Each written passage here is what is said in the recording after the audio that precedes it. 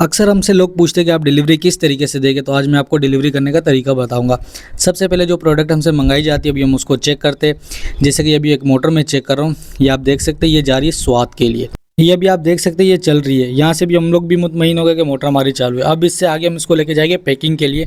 अब इसकी किसी डब्बे के अंदर पैकिंग करेंगे और उसके बाद इसको आगे लेके जाएंगे। अब ये एक डब्बा मैंने ले लिया है, अब इसके अंदर मैं पैकिंग कर रहा हूँ, पर ये डब्बा मुझे कुछ कमज़ोर सा लग रहा है, कुछ सूटेबल सा नहीं लग रहा है। तो अभी क्या करेंगे, हम इसको यहाँ से लेके जाएंगे टीसीएस ऑफिस और वहीं पे देखेंगे कि इसके लिए क्या चीज़ सूटेबल रहेगी। तो टाइम वेस्ट किए बगैर चलते हैं टीसीएस ऑफिस। अभी हम अपनी बाइक की तरफ आ गए। अभी हम ये अपनी बाइक को स्टार्ट करके यहाँ से निकल रही है। अभी हम टीसीएस ऑफिस पहुँच चुके हैं। इन्होंने बबल पेपर मंगवाया। बबल पेपर में लपेटने से ये फ़ायदा होता है कि कोई ऊपर वजन वगैरह आएगा तो आपकी मोटर वगैरह ख़राब नहीं होगी। तो ये बहुत अच्छी पैकिंग हो चुकी है। अच्छा, आपको मैं ये भी बता दूँ, ये जो पैकिंग वगैरह हो रही है, हमारी जो प्रोडक्ट जाती है कराची के अंदर कैश ऑन डिलीवरी और बाहर सारी एडवांस है। आपको स्क्रीनशॉट भी मैं लगा के दिखा दूँगा।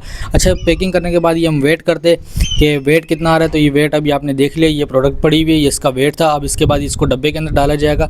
अब ये डब्बे के अंदर इसको पैक करके फिर डब्बे के ऊपर नाम वगैरह सारा कुछ लिखा जाएगा और वो होने के बाद हमारे को टीसीएस वाले अपनी स्लिप देंगे। वो स्लिप ये आपके सामने पड़ी हुई है।